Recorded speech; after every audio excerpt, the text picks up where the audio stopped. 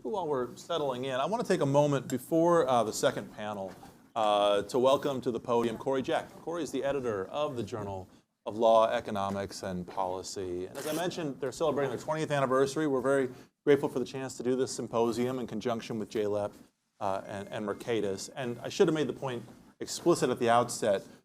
Today's discussions will result in a symposium issue of the Journal of Law, Economics, and Policy next year, where a number of our speakers will put these points forward in papers. So the Gray Center will be sure to advertise that issue when it comes out. But in the meantime, please join me in welcoming Editor Corey Jack. Hello, my name's Corey. I don't have much to say. I think Director White summarized everything pretty well. But first, thank you all for coming. This has been an event we've been planning for a good number of months now, and it's finally coming to fruition, and it's nice seeing all the groups come together. Before law school, I worked in finance for a little. I actually processed and underwrote loans, and I really enjoyed the industry so much that during law school, I really focused my classes and, I guess, research on financial regulation.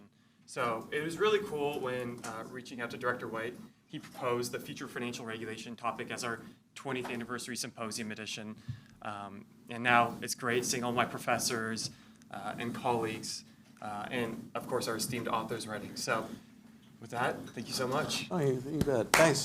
Congrats on the 20th anniversary. And thanks especially to the editors for being so patient, waiting to get their edits back from all the authors. I'm always amused when somebody refers to me as Director White. That sounds like really bureaucratic. And but then I feel bad for Paul Ray and Susan Dudley and everybody else who's ever been Administrator Ray.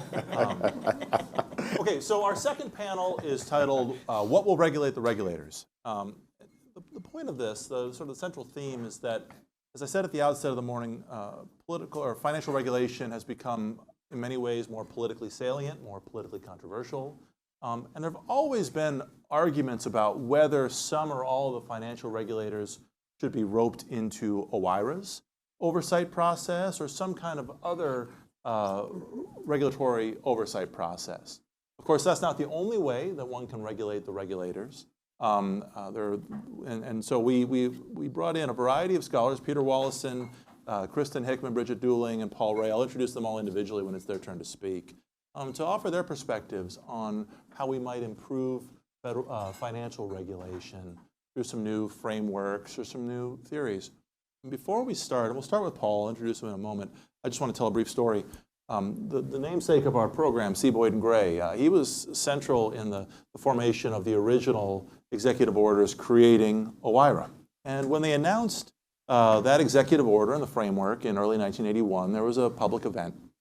And somebody asked, why was it that the Reagan administration didn't include the Securities and Exchange Commission or the Federal Reserve Board of Governors and the other financial regulators in this OIRA framework? And if I remember the quote correctly, Boyden answered the question and he said basically, well, we're covering things like the EPA and Department of Interior, so all the really important controversial ones. The financial regulators, they don't do that much and it's pretty sleepy and not controversial, so we don't need to cover that anymore. And I had the pleasure of working with Boyden for years, and so from time to time I said, would you like a do-over on that? Well, times changed, or maybe they haven't changed, maybe they have. That's the subject of Paul Ray's paper.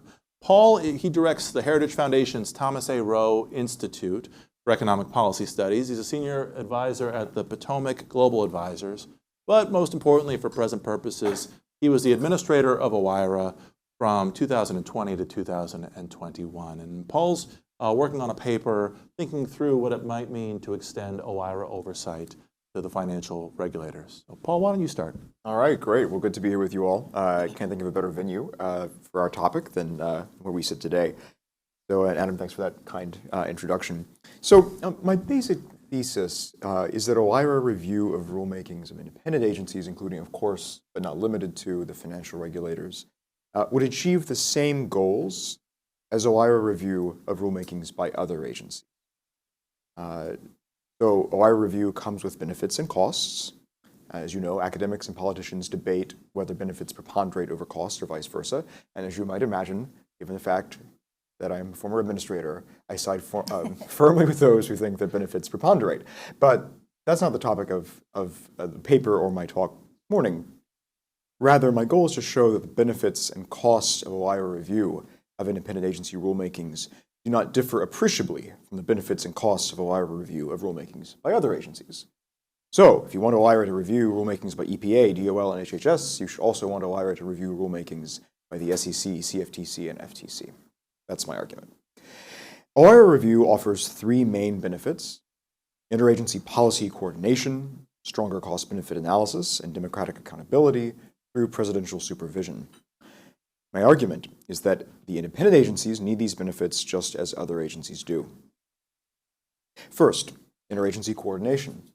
John Donne famously remarked that no man is an island, and that's true of agencies too. One major benefit of OIRA review is that it helps agencies coordinate.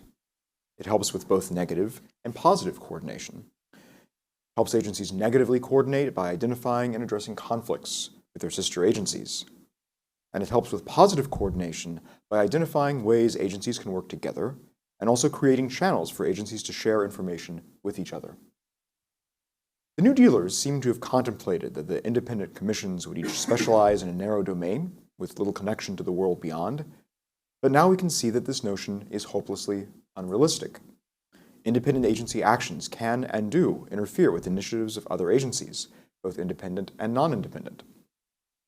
Just ask the Department of Defense, which quite publicly, to Congress and otherwise, expressed its concern a few years ago that the FCC's Legato Networks ruling would undermine its GPS capabilities, caused quite a kerfuffle around town.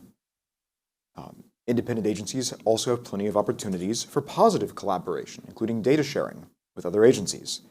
As just one example, consider the SEC's pending climate disclosure rule, which of course raises many of the same issues and calls for much of the same data, is already reported to the EPA under the latter agency's greenhouse gas reporting program.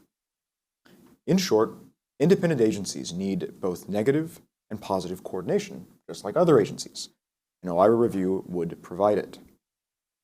The second benefit of OIRA review is stronger cost-benefit analysis. There are two main purposes that CBA serves. We might term them direction and disclosure. By identifying the consequences of various possible regulatory actions, cost-benefit analysis can help an agency decide whether and how to regulate. And this is what I call direction.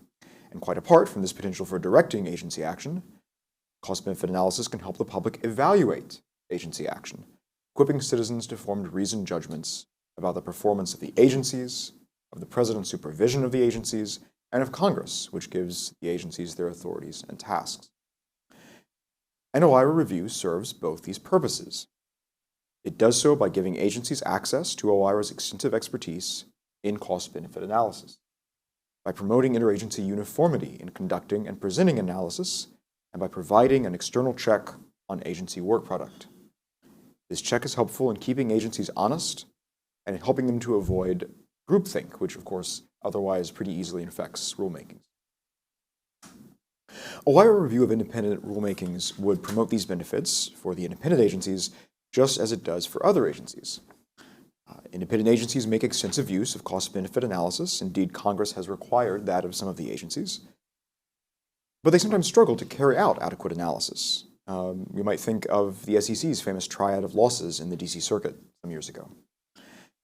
There's every reason to think that OIRA would help the independent agencies to conduct sound analysis just as it does other agencies. In my experience, that's the judgment of the independent agencies themselves, some of whom sought OIRA's aid while I was at OIRA in improving their in-house analytical capabilities. The third benefit OIRA review provides is enhanced democratic accountability through presidential supervision of rulemaking. Democratic accountability is important anytime officials must make political decisions, and probably no New Deal assumption has fallen on such hard times as the belief that the independent commissions would engage mostly in apolitical, technocratic activity. The SEC, the FCC, the FTC, and other independent commissions all make many decisions every year implicating important political issues. It's vital to create democratic accountability for these decisions. An OIRA review of independent agency rulemakings would promote this goal. While OIRA is not the president, One of OIRA's review's benefits is the creation of opportunities for the President's closest advisors to monitor agency rulemakings and provide feedback on them. Now, some would, of course, question whether this is a benefit at all for independent agencies whom Congress has sought to protect from presidential influence, most paradigmatically through enactment of for-cause removal protections. But even putting aside constitutional questions surrounding these protections, it's clear that Congress does not intend total separation between the independent agencies and the White House. After all, it's Congress that interjected OIRA into the independent agency regulatory process in the first place, in the Congressional Review Act and the Paperwork Reduction Act. More to the point, OIRA review does not give the President any new authority over independent agencies. It only enables him to exercise his existing authorities, whatever those happen to be, which is a question I'm going to bracket here, more effectively. The force of any recommendations or directions from OIRA during the course of regulatory review is purely derivative of the President's existing authority over that agency, whatever it may be. So whatever limits exist on the President's powers to dismiss agency heads or otherwise to direct agency action would flow through into the OIRA process. OIRA review, in other words, would provide only the modicum of presidential supervision that the President is already legally entitled to exercise. So far, we've seen that the independent agencies need the benefits that OIRA review provides, just as other agencies do. But of course, OIRA review also comes with costs. And it may well be that OIRA review will be more costly for independent agencies than for others. That is due to the multi-member structure that most of the independent agencies share. Because decisions of a commission require deliberation among the commissioners, the costs of decision may be higher than for other agencies. So to the extent OIRA review requires multiple decisions from agencies, the costs of OIRA review for independent agencies will be proportionately higher than for other agencies, which have less friction built into their internal decision-making process. This cost may well be worth the benefits of OIRA review, but in my last minute or 90 seconds, whatever we have, I'd like to suggest briefly there are ways for anyone concerned about this cost to avoid it, at least for the most part.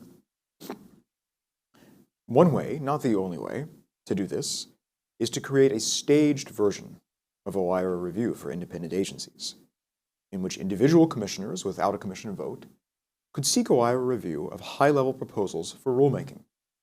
OIRA would facilitate interagency review of the proposals, which would achieve most of the benefits of negative and positive coordination and presidential supervision. At this first stage, OIRA would also provide feedback on preliminary agency cost-benefit analysis and would help agency staff with a research plan to further build out their analysis in the resulting NPRM. This first round of review would basically give the commissioners low-cost access to the information they would need to tailor a proposed and final rule that could likely move swiftly through a second stage of OIRA review, a stage which would in other respects resemble the review process used for rulemakings by other agencies today. The second round of OIRA review would involve fewer exchanges between OIRA and the agency, and thus the need for fewer costly agency decisions, because the agency will have crafted the rule with the benefit of the interagency views and feedback provided during the first round of review. That is, as I said, just one approach to adapting OIRA's process to the needs of the independent agencies. My point is not so much to commend this precise arrangement as to show that there are options for addressing the ways in which independent regulators differ from other agencies. And I'd be remiss if I didn't say that Bridget has also identified some important options in her good paper on bespoke review. My bottom line is that there is every reason to believe that the benefits of OIRA review for independent agencies are about the same as those the review confers on other agencies, and the costs seem no greater. Thank you. Thanks, Paul. Our next two speakers are Professors Kristin Hickman and Bridget Dooling. Professor Hickman is the McKnight Presidential Professor of Law and Distinguished University Professor at the University of Minnesota's Law School. I think it's fair to say she's the nation's leading expert on the intersection of administrative law and tax law. In addition to her work as a scholar and her many, many publications, including the Administrative Law Treatise, she served for a year, 2 years? A year. A year. Maybe it felt like 2 years. She served for a year in the White House from 2018 to 2019 in OIRA helping to implement the new deal between OIRA and Treasury for OIRA regulation or OIRA review of IRS rules. And so we're glad she's here to bring her practical and scholarly perspective on these issues. And she's joined by Professor Bridget Dooling. Bridget is a newly appointed professor at Ohio State. But before joining The Ohio State University, she was a scholar at the George Washington University Regulatory Studies Center, where her own research focused primarily on OIRA and White House oversight of agency rulemaking. And as Paul mentioned, one of her recent articles focused on what she called bespoke regulatory review. That sounds very niche, very craft. Their paper, the working draft of their paper is titled "Competing Narratives in OIRA Review of Tax Regulations." I hope Kristin and Bridget don't have competing narratives themselves. That'd get confusing, but we'll start with Kristin. So thanks, Adam, and I want to thank Adam and also Corey for putting this together. It's just a delight to be here. This essay that we're presenting here is part of a larger empirical project that Bridget and I have been working on for a while, evaluating the impact of OIRA review on tax regulatory practices. So we're going to tag team this. I'm going to start off providing some background and context, and then turn it over to Bridget to really highlight some of the points in the paper itself. So OIRA review of tax regulations is controversial. For most of OIRA's history, tax regulations typically were not reviewed under a memorandum of agreement, somewhat ironically signed by Peter Wallison, as well as Chris DeMuth back in the 1980s, and then acknowledged and recommitted to by Gene Hansen and Sally Katzen in the early 1990s. But after a Government Accountability Office study recommended reconsideration of those agreements, and under pressure from members of Congress, Treasury and OIRA signed a new agreement in April 2018 that brought tax regulations under OIRA's tent with some very tax-specific adjustments. But then in June of this year, another agreement not only reversed the 2018 MOA, but also reversed the original agreement from the 1980s, basically said we're getting rid of all past agreements and starting with this one. And under the new agreement, tax regulations are once again exempt from OIRA review, although, as I'll talk about in a minute, much more comprehensively than they were before. This may not be the end of the story. Senator Lankford has introduced legislation that would amend the Administrative Procedure Act to once again require OIRA review for tax regulatory actions. This is one of those things that I don't think we're done arguing about. So, I hope that this essay and then also the study to which it relates will go a long way in helping to provide some foundation for the debates going forward. It would be really easy to say that the events of the last several years with respect to OIRA and review of tax regulatory actions, to be really cynical about it and to label the back and forth as, just a case of Washington power politics, bureaucratic turf protection, et cetera. No agency likes OIRA review, although I think Paul and Bridget and I would all agree that they should. But nevertheless, Treasury and the IRS haven't had to put up with it, OIRA review historically, and so it's probably hardly surprising that they don't want to engage with it now. But it's really, the cynical take on this, I think, doesn't get us very far and is overly simplistic. As I've been mulling over the various justifications offered both by Administrator Ricky Rivez on behalf of OIRA, but also various former Biden administration Treasury officials and some academics over the last few years for why we shouldn't have OIRA review of tax regulatory actions, I've realized that the pro and anti groups in this context have really embraced competing narratives, not just about OIRA review, but also about tax regulation more generally. So to interrogate fully the landscape, I think we're going to need the empirical part of our study. So results there to come. But our goal with this essay is to try to put forward in good faith the arguments against OIRA review for tax regulatory actions, and then explain why we think that those arguments at best only tell part of the story. Our one view here is that OIRA brings great benefits to the public and the regulatory process in the form of, as Paul suggested, interagency coordination, democratic accountability, analytical rigor, and transparency about agency decision making. The other view is that OIRA is meddlesome in various ways. That OIRA is dismissive of agencies' subject matter expertise, and that OIRA's reviews and analytical methods are not really worth the effort that they impose. The pro-OIRA view sees tax regulatory actions as highly interconnected with the social, welfare, and regulatory goals of other executive branch agencies, which makes robust interagency coordination especially important in the tax context.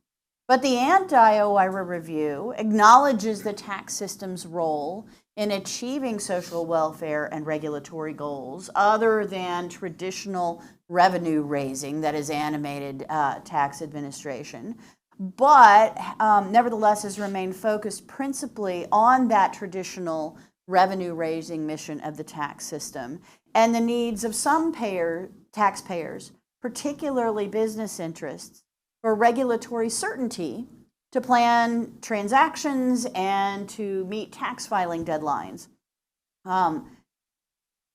The important nature and what's going on with the tax system currently, I think, grounds both of these views.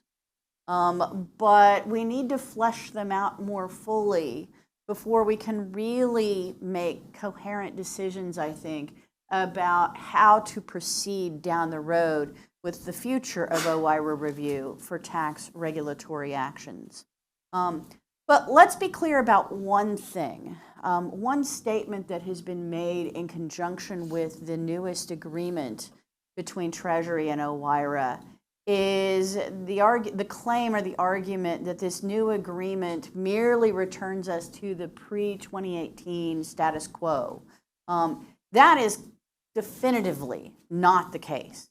The old 1983 agreement contemplated various degrees of Treasury and OIRA engagement for different kinds of tax regulatory pronouncements, and in particular anticipated the possibility of OIRA review for legislative regulations, those most legally binding of regulations in the tax context when they were significant or major. But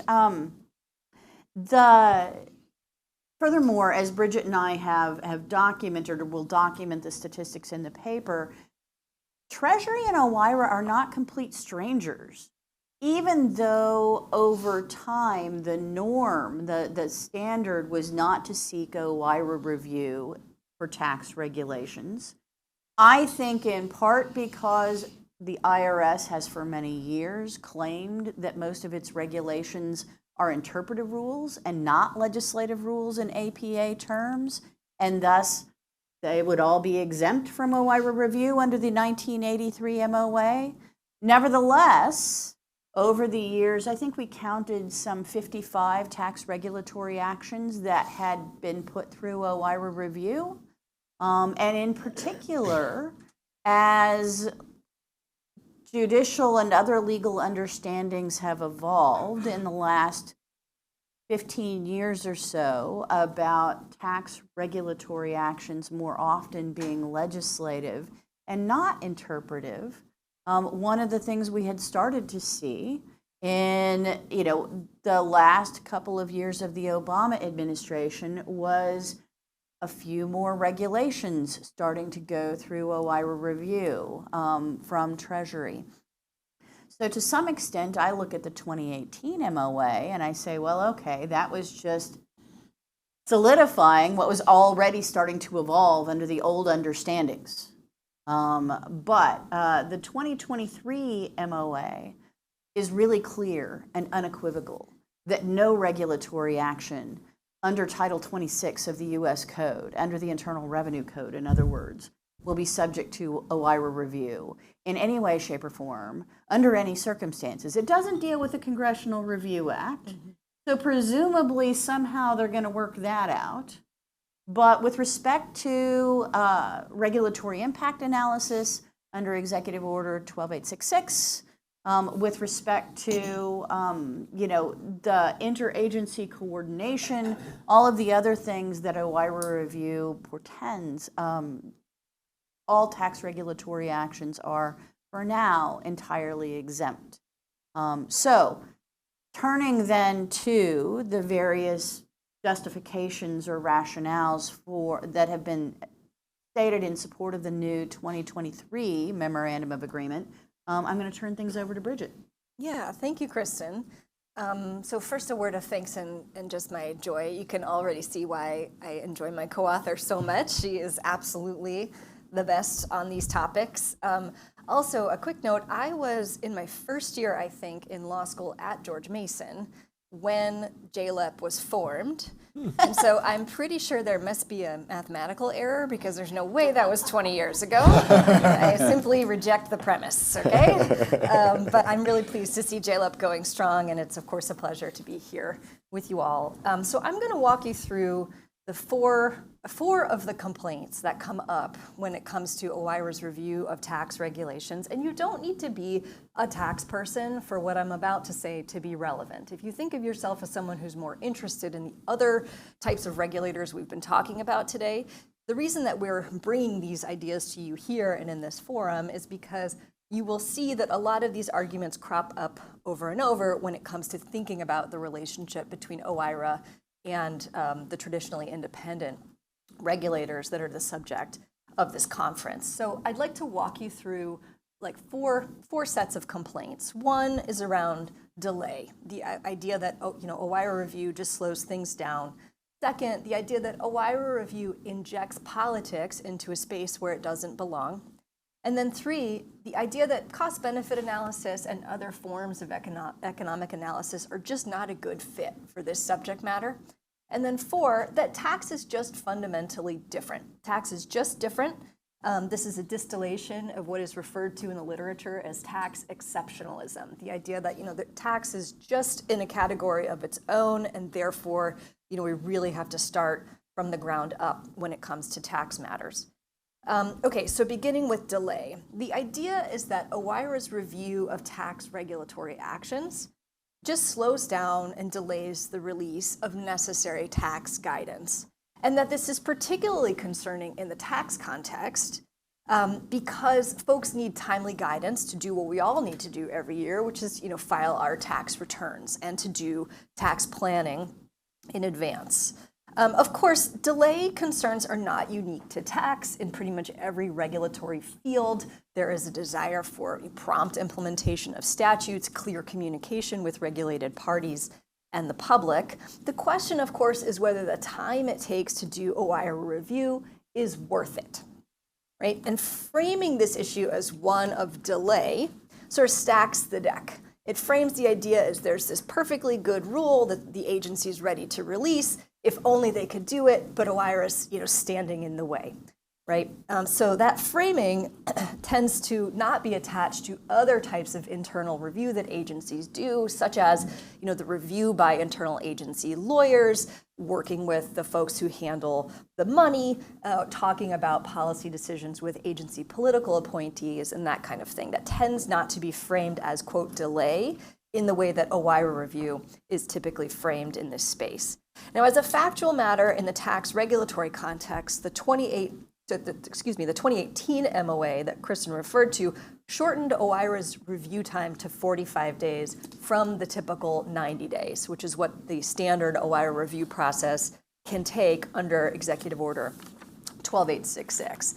It also offered offered Treasury a way to achieve expedited review as short as 10 business days. So the 2018 MOA bent over backwards to give Treasury an expedited pathway through the OIRA process. And if you look at the data on how long OIRA review took during this time, because OIRA makes those review times public, a quick average over the time that the 2018 MOA was in effect, review took 33.4 days. Some longer, many shorter. That's the nature of an average, showing that MOA timeframes generally were honored in practice. So the idea that OIRA review itself, set the agency back an extensive period of time is not really supported by that information.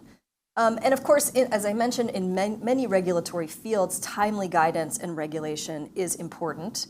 One interesting aspect of how this manifests in tax, though, is who is able to take advantage of such advanced planning tools. Not everyone plans for tax consequences in the same way. And a normative question raised here is the extent to which the needs of those who engage in more assertive tax planning techniques should be accommodated at the expense of other taxpayers, and also at the expense of other good government values, such as interagency coordination, like what Paul discussed.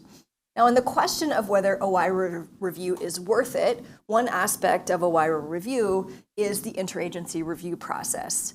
Some would argue that interagency coordination for tax regs happens without OIRA's involvement. There's nothing stopping the agencies from calling each other up and talking about their regulatory plans. Two questions, though. First, which agencies are being consulted? As we see tax regulations increasingly relate to other social programs and social objectives, are we confident that the full range of agencies are being consulted? Second, when disputes arise between Treasury and other agencies, are we confident that those disputes are being handled in a way that is even-handed and affords the other interagency partner with an opportunity to really make their case and have that case heard? So those are two concerns about just leaving the Treasury interagency process to run on its own without the involvement of OIRA. Okay, the second set of concerns relates to the injection of politics into tax. The clearest way to think about this, or one of the ways that this manifests around tax, is the idea that we want to keep politics out of things like tax collection, tax enforcement, right? We don't want targeting of entities based on political considerations. That is a different kind of concern about politics than the concern about involving political appointees when policy decisions are made that govern things like regulatory choices. But still, critics assert that OIRA review of tax gives an entry point for lobbyists and other political actors to influence the content of tax regulations. What I can say to this briefly is that a lot of the reporting on OIRA review of tax regs in the 2018 MOA period, because OIRA can disclose the rule as it came into OIRA and then as it left OIRA. So you can do basically a red line and see what changed, right? What changed there was increased preamble disclosure and explanation rather than substantive changes to the rules themselves. So that is not consistent with the narrative that OIRA review politicizes the regulatory process. We'll also be taking a much deeper dive into that in the empirical project that Kristin mentioned. But anyway, the notion that executive branch tax policy is somehow insulated from political influence is genuinely puzzling. I mean, tax policy has long been influenced by the political views of the president and others, and we're not sure that that's obviously bad, or at least I'm not. I won't speak for Kristin. So in administrative law, we have long distinguished, between adjudicative, which in this context would be like an enforcement action, and legislative regulatory decision-making in the executive branch. So we've long sort of treated those different in administrative law and afforded them with different levels of insulation from executive or political influence. Flattening that distinction when it comes to this topic is just sort of another manifestation of tax exceptionalism in the wild. Okay, so the third set of concerns about OIRA review is the application of tools like cost-benefit analysis to tax. It's been controversial, as Kristin mentioned, since the 2018 MOA was issued. And the idea is that, tax regulations merely implement the decisions reflected in tax statutes, that IRS is not engaging in the kind of administrative discretion that other agencies do when they issue regulations, and therefore the regulations just don't merit the kind of analysis that we put other types of discretionary changes through in the regulatory system. It is possible that that was true at some point in the past. But modern tax regulations involve exercises of policymaking discretion, the expected consequences of which can, and some would argue should, be spelled out, including the costs and benefits, whether they are quantifiable or merely qualitative. There are also concerns about the fit of cost-benefit analysis in tax that touch on different aspects of this. We'll talk about this in the paper, but I won't get into it here, although the most interesting of which is the idea that cost-benefit analysis ignores distributional effects, which is true. But this critique fails to land with force because cost-benefit analysis is not the only kind of regulatory analysis called for under Executive Order 12866. Distributional analysis is also expected, and in fact, the current administration has made a signature aspect of its regulatory policy invigorating agency use of distributional analysis to evaluate their regulatory choices. So an irony of the 2023 MOA is that it works at cross purposes with efforts to improve distributional analysis. Tax regulations, after all, are perhaps the most redistributive regulations issued by any agency. So exempting tax regulations from Executive Order 12866 and OIRA review effectively takes tax policy and IRS-administered regulatory and social welfare policy out of these invigorated interagency analytical discussions within which the federal government will forge new methodological approaches under this administration. Treasury might do this on their own, but why cut them off from this burgeoning interagency community? And then the fourth argument is that tax regulations are just different. This notion that, look, tax just stands alone on its own. And though through tax regulatory actions, IRS and Treasury officials make policy choices that narrow and expand benefit eligibility requirements, they incentivize or discourage private party behavior, they impose or alleviate tax regulatory burdens, in addition to increasing or decreasing tax liabilities. The choices have real-world consequences far beyond who pays more tax, who pays less tax. And therefore, we question how different tax regs really are compared to other forms of regulation. So in conclusion, I'll just say, we mentioned these, 4 objections to OIRA review in the context of this conference because it is possible that similar arguments will be raised and have been raised as you think about a tool like OIRA review applied to other traditionally independent, say, financial regulators. And we hope that this work sheds some light on the nature of the disagreement so that policymakers can anticipate these arguments and think about how to turn the corners on those as they move forward. Great. Thanks, Bridget. Thanks, Kristin. Our last speaker on this panel is Peter Wallison. Peter is a senior fellow emeritus at the American Enterprise Institute. Previously served on the Financial Crisis Inquiry Commission and has published books both before and since then focused on the intersection of financial markets and regulatory policy. Before all that, he was White House counsel and general counsel of the Department of Treasury. And frankly, when I first reached out to him, I said, maybe you'd have some thoughts on the experience of the IRS and White House OIRA oversight, since you were present for the creation. And Peter said, well, maybe, but I've got a better topic than that, and he truly does. His paper is titled, A Proposal for Removing Government Agencies from Supervising or Insuring Banks and S&Ls. It's a wide-ranging focus on how this area of regulation works and how it might be best reformed from the ground up. So Peter, thanks for joining us. Well, Adam, thank you very much. Always difficult to be the last speaker before lunch, but I'm going to try to keep it interesting enough so that people will stay. In any event, I think I'd like to introduce what I'm going to talk about with something that Monty Python always noted before one of their shows, and it said, "Now for something completely different." And this will be completely different from what was on the first panel as well as this panel. I'm willing to concede that banks may need regulation. That's probably because of lack of transparency, among other things. But after that, the question for me is how much regulation and how should it be carried out? What do we do? This is the general question I think I will be talking about. What do we do when we see that government is failing in a task it has assumed?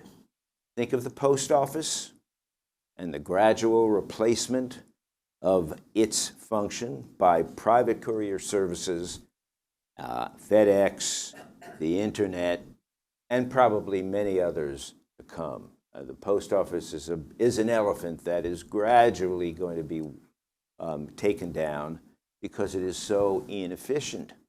But it will, and so it will be replaced by something from the private sector. Now I'd like you to consider the regulation and supervision of banks in the United States. This is done, as most of you know, by Federal Reserve, Federal Deposit Insurance Corporation, and the Comptroller of the Currency, 3 government agencies. And it has failed. Here's what Bill Isaac said about the period from 1978 to 1992. Now, Bill Isaac, I look around the room, you're all so young. Bill Isaac was the head of the FDIC sometime between about 1980 and 1992. And then he wrote a speech about one of the things he was doing, and he said this about that period. The period from 1978 to 1992 was exceptionally tumultuous for the U.S. economy and the financial system. Our largest banks were loaded with loans to lesser developed countries. The Federal Reserve, FDIC, and Treasury developed a contingency plan to nationalize the major U.S. banks if the lesser developed countries renounced their debts. Imagine that. Just think about that. Some 3,000 insured banks and thrifts, those S&Ls, failed during this period. Our 7th largest bank, Continental Illinois in downtown Chicago, failed and was in effect nationalized by the FDIC. And many regional banks went under, including 9 of the 10 largest banks in Texas. But this was not the worst time in the U.S. financial system. Just the worst time that Bill Isaac was in charge of the FDIC. The disaster that struck the financial system in 2008, when countless low-quality mortgages failed, and many of the largest banks and non-bank financial institutions, too, in this country were invested in these mortgages. They all teetered on the brink. That was the worst, and that was something I had a chance to write about. But many reforms were introduced, of course, immediately. The Fed demanded and received most of the new regulatory powers that Congress was only too willing to hand over after this crisis. And yet, surprise, surprise, in 2022, 4 of the largest regional banks in the country failed, led by Silicon Valley Bank, which is regulated by the Fed. It took well over a year for the Fed to diagnose the problems at the bank and get a memo describing the situation, that is, what to do about it, to the Fed's Board of Governors. Luckily, that happened before SVB actually failed. The Fed was lucky in this case because the FDIC did an even poorer job with Signature Bank, one of the institutions it supervised. That bank failed even before the FDIC was able to complete the necessary documents describing its financial condition. These failures caused panic among depositors, and for a period of time, the FDIC and the Treasury, as you all remember, it was just couple of years ago, I guess, had to offer full coverage of deposits, not just coverage of the regular insured amount, which was about $250,000. So this, you would have to say, was a terrible failure of government regulation, but it was not the only one. I talked about what Bill Isaac was saying. There were big failures before 1978, and then after we had all of the reforms after 2008, we continued to have failures of regulation. The trouble is we have, I think, a government system for preventing failures, for regulating banks, and the government system doesn't work. And one of the reasons I think it doesn't work is that there is a difficulty in getting the regulators to act with some strength and with some consistency when they see a problem. The Fed, which is by far the most powerful regulator and supervisor of the banking system, also has a glaring conflict of interest. The Fed sets interest rates in order to move the economy. For example, if the Federal Open Market Committee, which is the agency within the Fed that has this power to set interest rates, thinks if the FOMC thinks the economy needs a boost, it will lower interest rates. But if it believes the economy might be expanding too fast and threatening inflation, it will raise interest rates. However, the bank supervisors who work under the Fed have the job of making sure that banks under their care are not taking excessive risks. And that sometimes runs counter to the Fed's interest rate policy.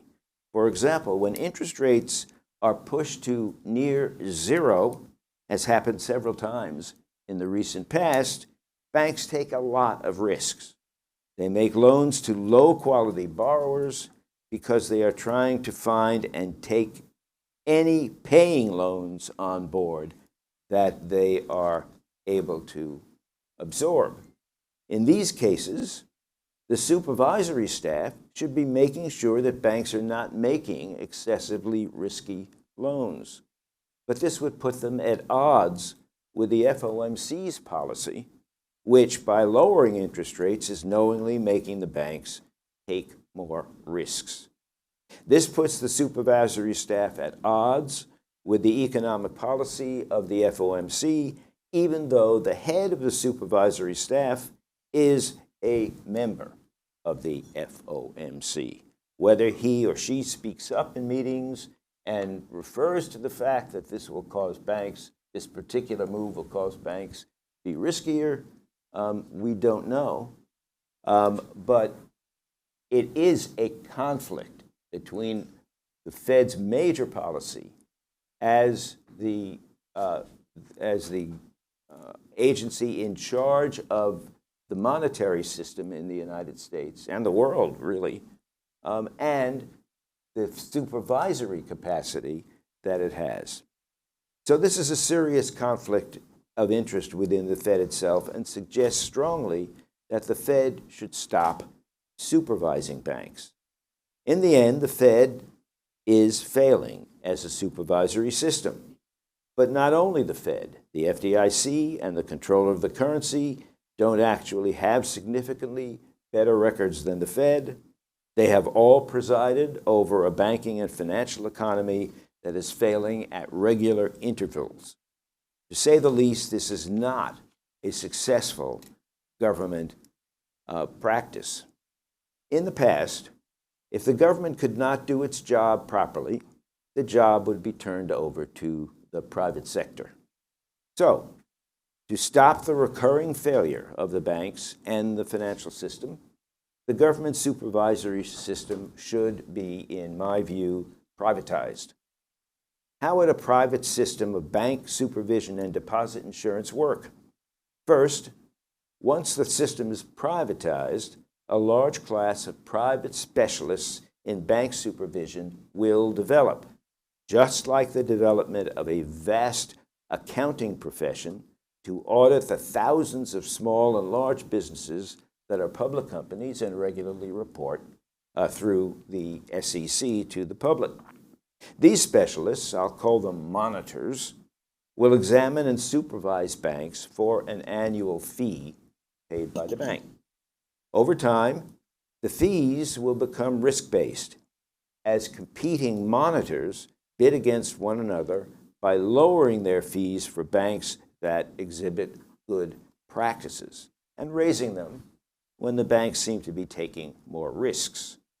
This will vastly improve the normal tasks of bank supervision. The monitors will have strong incentives to be sure the banks they oversee will be following good practices, since a failure to do so will be very bad for business of the monitoring firm. Now, here's a question of incentives, which the government does not have. And I expect that we have a failing supervisory system for banks because it is run by the government, and the people who are in the government have no incentives to work hard to make sure that they discover the problems that they should be discovering and deal with them. The deposit insurance side would, in my proposal, function differently. Deposit insurance will be provided by the combined capital of syndicates of banks and other private sector firms that want to take banking risk for a fee.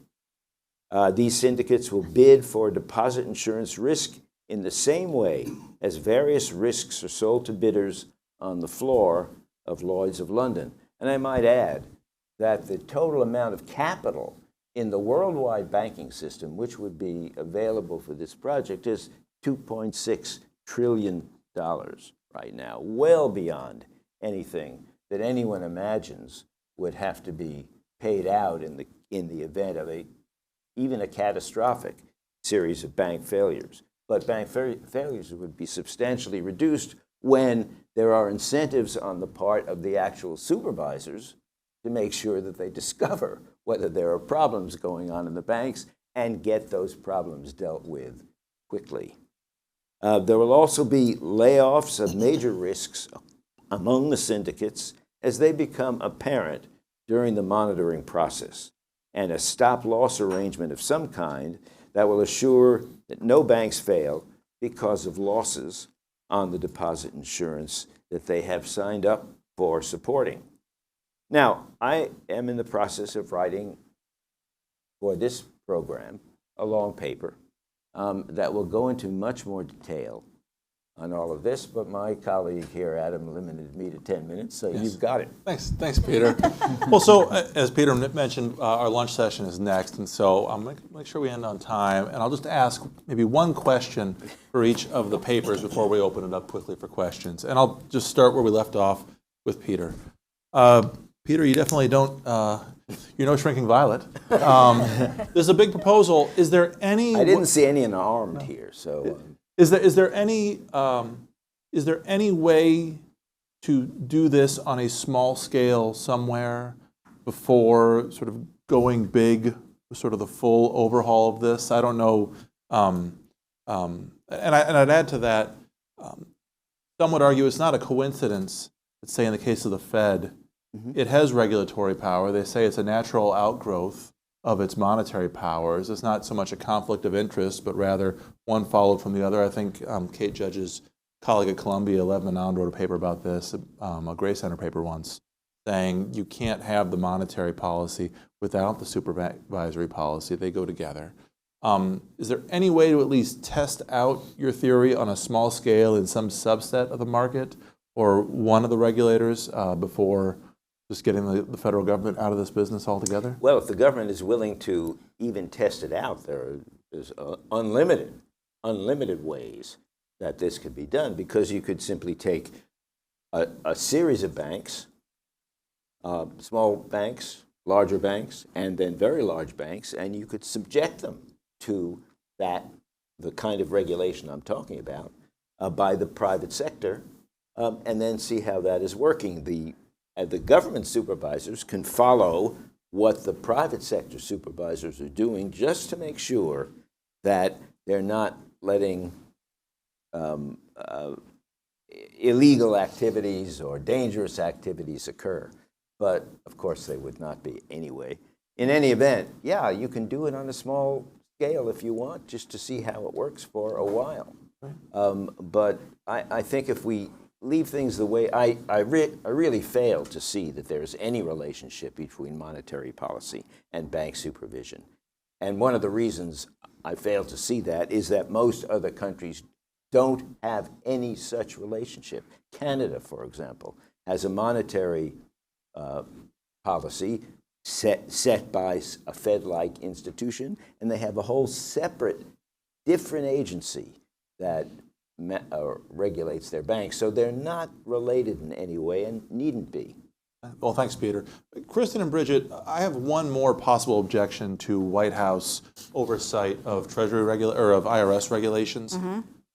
It's not so much about interjecting politics, and it's not so much about the subject matter. It's about the character of the decision-making process in the agency. You pour cold water on the suggestion that IRS tax regulations simply interpret the statute, and you see that seems correct to me. You seem right on that. But I'd kind of like the IRS to go from the presumption that that's what it's doing, that we're just interpreting. We don't actually have a lot of discretion here. Even if that's not totally accurate, I would love for the IRS to sort of go to work with that mindset. The whole premise of OIRA review is that agencies have a lot of discretion, and sometimes they don't even think broadly enough about how much discretion they have. They're too single-minded, focused on one approach.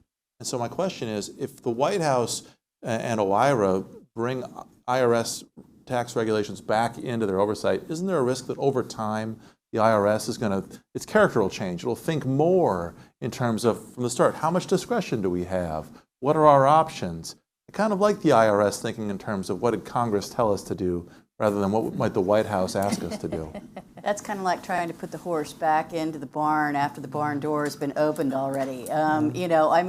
Honestly, we're already past that. If you look at tax regulatory activity over the last 20 years, you see at Treasury IRS the same kind of envelope pushing when it comes to statutory interpretation. You see within the Internal Revenue Code itself hundreds of delegations of rulemaking power, both specific and targeted in some instances, but also there's a very broad general authority to adopt rules and regulations as needed for the effectuation of Title 26. They're already exercising that kind of discretion. They don't always call it that. I mean, one of the things that's really interesting, I've been trying to talk with some past Treasury officials, and by past I mean relatively recent past, about this idea that they lack discretion, the kind of discretion that other agencies have. And when I point out particular regulations to them, well, what about this one? What about that one? What about this other one? Sometimes they say, well, we were just clarifying ambiguity. But then I say, well, in clarifying that ambiguity, you had choices, right? And well, yeah, we had choices. Well, how did you pick? The pro-taxpayer choice versus the pro-fisc choice? Or how did you pick 5% as a threshold instead of 10% as a threshold for this, that, or the other? They talked to their own economists. They, contemplated the consequences, all the sorts of things that agencies do. And so, we're already there. The only difference is that, at least in the last 20 years, until relatively recently, I think largely because of OIRA review, but also some court case action. They were just less transparent about the discretion that they're exercising. And they disguise it under euphemisms like we're just clarifying ambiguity. We're not exercising discretion, which, Okay, Kristin, so your answer seems to be, it's already bad, and my response is, well, it could get worse. Bridget, can you maybe make me feel better about this? I guess things could always get worse. I tend to be an optimist, but so one of the things that we're doing in our empirical study is actually we're reading, and I should say I am not a tax person, so I am joining Kristin in reading, hundreds of preambles of tax regulations. We'll make a tax person. When she talked me into this, it was a smaller scope study. I'll just say that. But we are looking for little turns of phrases that signal discretion. So things like "we have decided" or "upon consideration." There are just these little written notes in the preambles, and so one of the things we'll be looking for is the prevalence of that over time. Although that is a challenging thing to measure, obviously, but that's at least our attempt to account for this phenomenon of the idea that the discretion was always there. We just weren't sort of acknowledging it. Yeah, Thanks. and so I would tend to err on the side of owning the discretion where it exists, putting it out to the public for comment, and being clear when building a record, in support of judicial review down the line potentially, that the discretion was there. Here are our reasons why we made the choice that we made, rather than acting like this was just automatic and compelled by the statute. Okay. And last question for Paul. Paul, your draft walks through all the various objections to White House oversight of the financial regulators. And the most familiar objections are the constitutional ones, right? The president doesn't have authority over multi-member commissions. The subject matter objection that this is financial regulation is unique in its need to be protected from politics. There's a couple more, and there's a practical objection. You touch on one practical objection that it just wouldn't work procedurally with multi-member commissions, and I think your paper really does a good job of that. But there's another practical consideration. There's a real argument out there among scholars that actually financial regulation is uniquely ill-suited to cost-benefit analysis. John Coates wrote a long paper about this about 10 years ago. Jeff Gordon at Columbia has been a skeptic of this. On the other hand, your predecessor, Cass Sunstein, does know it can be done, and Eric Posner and Glenn Weil have said it can be done. But there's a real argument out there that in its nature, financial regulation is uniquely difficult to capture ex ante with cost-benefit analysis. So that's one concern that I have left. And the other that I don't think you touch on is unintended consequences. The financial regulators that you're talking about, they have a unique toolkit. They are able to do more than almost any other regulatory agency outside of rules, through enforcement, through supervision, through adjudications, and so on.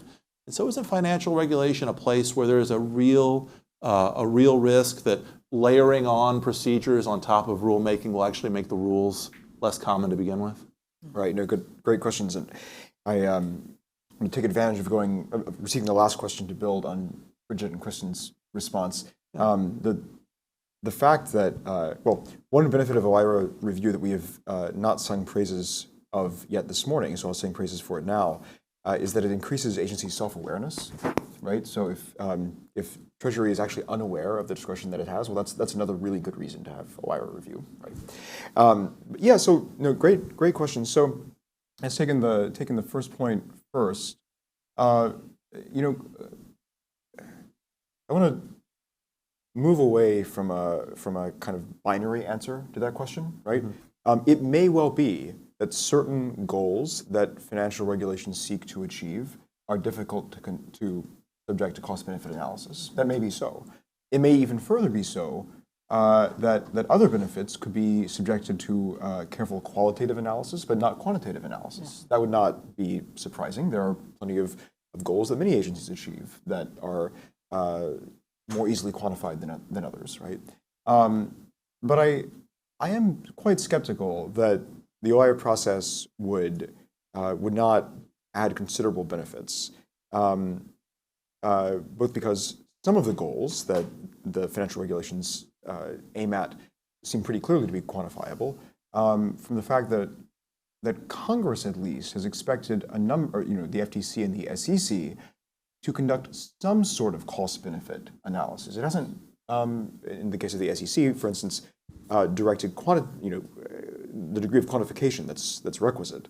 But it certainly has taken the view in both the Securities and the Exchange Act that some sort of weighing certain benefits against certain costs is required, right? And in my experience, having reviewed the SEC's cost-benefit analyses in some detail, they are able to state some of the benefits and some of the costs of their regulations. Maybe less than some some other regulations from some other agencies, but nevertheless, they seem quite able to.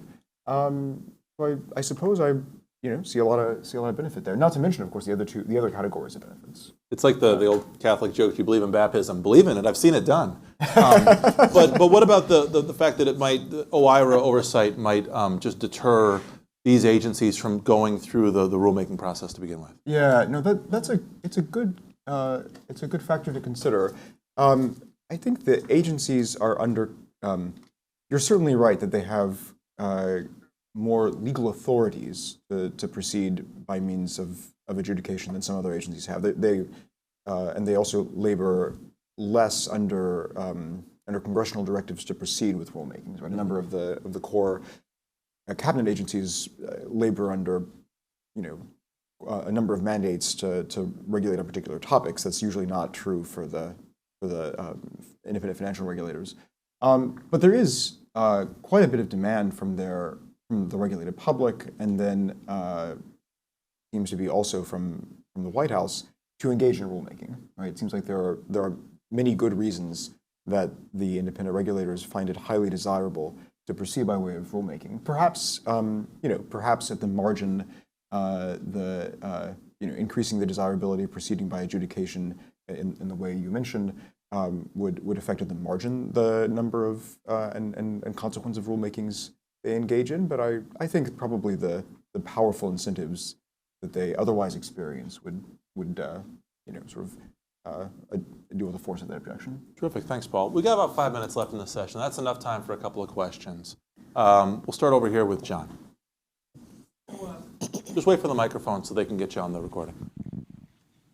Thanks, I John. want to ask for Paul, Bridget, and Kristin about OIRA, because you guys were great on where we should move the chessboard for OIRA. But for those of us who are outsiders, you didn't really talk about what OIRA does and is it any good? Because you're talking about an expansion of an OIRA process, so convince us that it's doing any good, and then maybe it deserves a promotion. For Paul, I think you took too lightly the political problem. Let's be specific. The SEC is an independent commission. It's independent for a reason. Right now, it's whole hog into regulating climate change policies that Congress does not want to pass. It's independent. Hester Peirce is going down screaming on this. Wouldn't an OIRA review just be one more way of steamrolling those kinds of decisions? And this is important. It may be a Republican administration next time, and God knows what it will want to do via the SEC.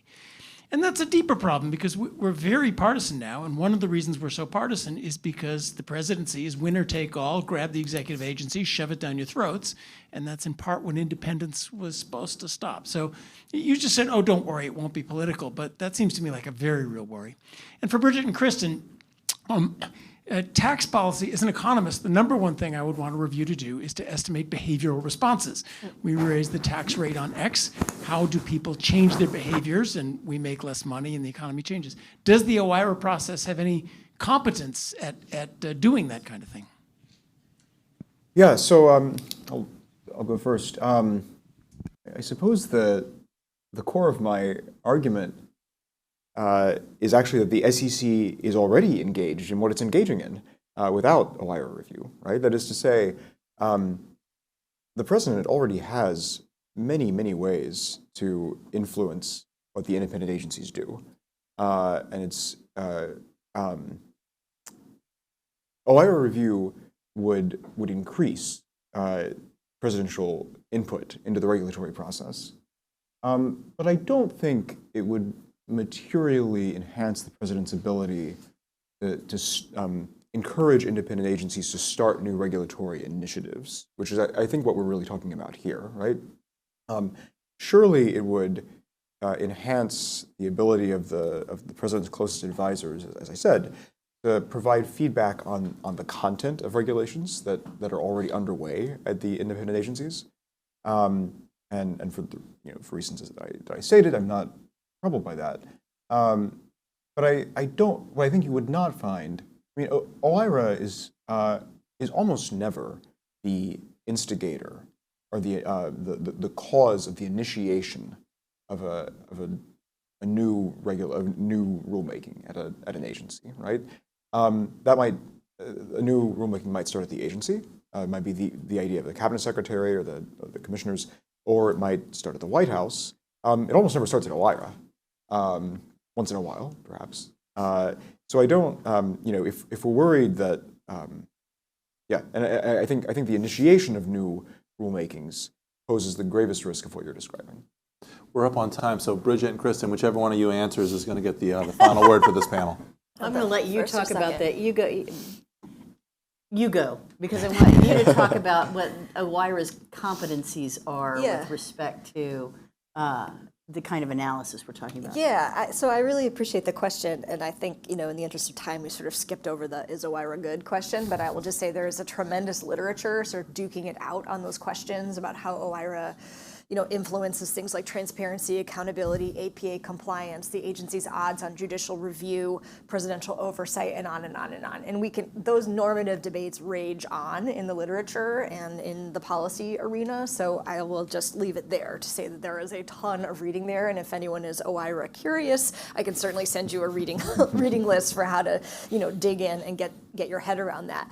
In terms of the, OIRA's competence to assess the behavioral consequences of something like the change of tax system, I will just say that one of the strengths of OIRA review is that it leverages agency expertise. So OIRA doesn't draft these analyses itself; it reviews the agency's analysis, and perhaps the strongest tool in the toolkit is the simplest, actually, because OIRA review requires agencies to express the problem that they're trying to solve with the regulation that they're issuing, which gives you a good start when trying to figure out what both the consequences are, intended and otherwise, of the regulatory change. So if you embark on a tax regulatory change in order to have a particular effect, and in the course of going through this analysis, you realize that you might have that one, but a whole bunch of other ones too, that provides information to decision makers, as well as the public, as well as to judges on judicial review about the advisability of the policy that the agency chose. So I would say absolutely, OIRA has the competence to work through that, not because they are deeply knowledgeable about how the financial system works or how tax works, but because they are expert in applying that question of, what's the problem you're trying to solve, what alternatives did you choose, and then how did you go about choosing one of those alternatives to move forward with an eye towards consequences. And I will just add 2 sentences. Really quick. Very quickly, which is that Treasury IRS, while very hardworking, very competent, very smart people, in terms of tax administration, historically has not done a great job about being transparent in terms of the choices that they have been making. The courts are pushing them into doing that. OIRA's process actually helps, I think, to further that goal. Now, your mileage may vary about how much transparency is a good thing or is something we ought to pursue. But as a transparency gal myself, I have to say that to me, I think that's one of the benefits of the OIRA process is that it really helps Treasury get up to speed with respect to something it should have been doing all along, hasn't necessarily been doing, and is getting hammered in the courts for not doing as well as it should. Kristin, that was 2 sentences, but there were a lot of semicolons. Please join me in thanking our speakers. Okay.